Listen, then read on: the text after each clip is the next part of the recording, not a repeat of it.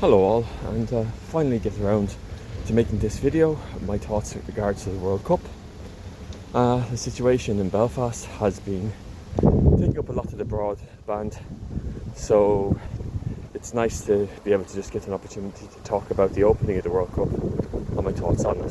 So, first out of the gate is the fact that I'm not a really huge fan of soccer or any other team sport. This is for a variety of different reasons, but my interest tends to lie more in solo sports.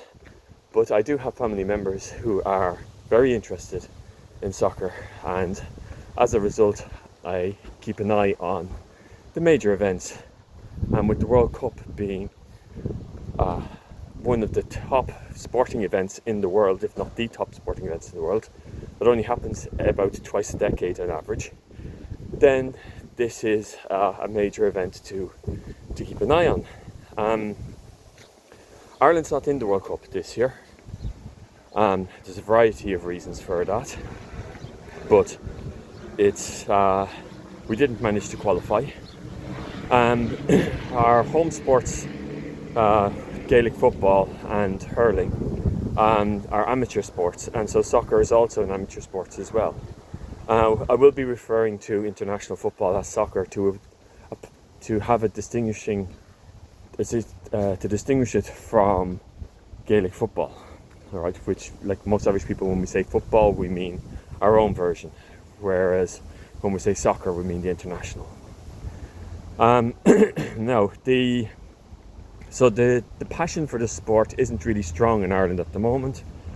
We, of course, will be picking a team and following that.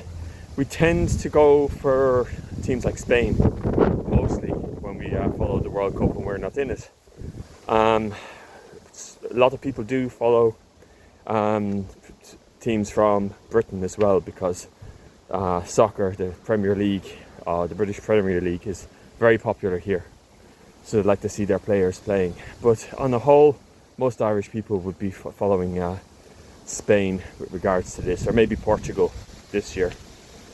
I personally will be supporting Brazil.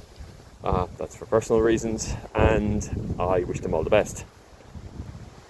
The two elements that I wanted to talk to about with regards to this, however, looking from the outside in, is that the whole situation with the Trump administration and immigration, and the price gouging that has been taking place in the World Cup, have gotten to the level where people are basically being put off it. Nobody wants to turn up in the US in particular and be detained by ICE because of posts that they might have made on their phone that they forgot to delete. And so this is basically putting a lot of people off travelling to the events. So it will be interesting to see how big the attendance is at the stadiums when US games take place.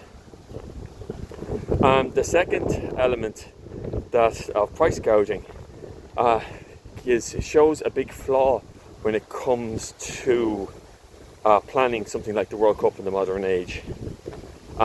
People kind of assume there's going to be a lot of people there. They're going to hire extra help, or they hire extra staff.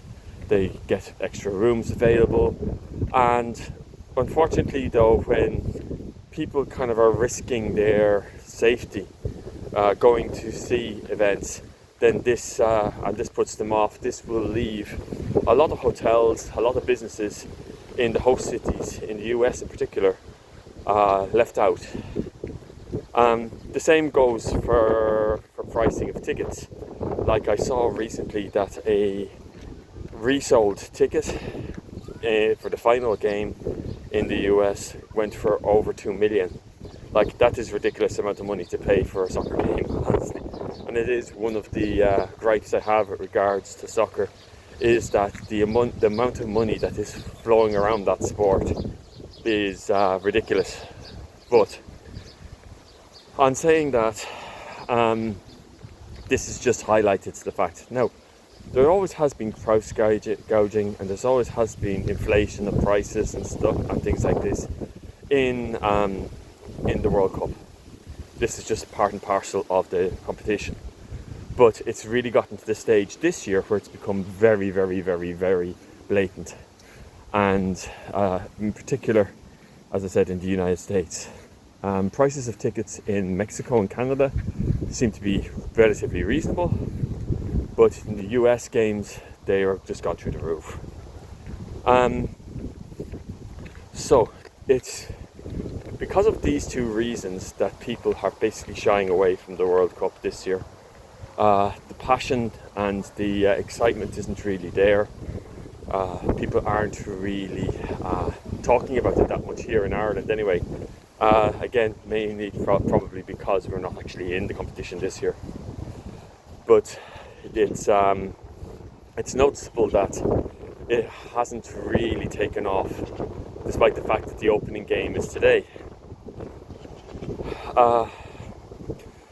One other aspect with this that I find interesting is the fact that it's become quite politicized in the United States, with members of the Trump administration coming out and basically saying they're going to cancel flights to democratically aligned cities that are hosting games to make this into a political thing. And wait and see when the actual competition gets started, and it becomes very blatant that the competition is not really being run as well as it might have. You're going to see Trump still do a victory lap with regard to how wonderful it is, it was the best competition ever, etc, etc, etc, etc. The usual that he comes out with.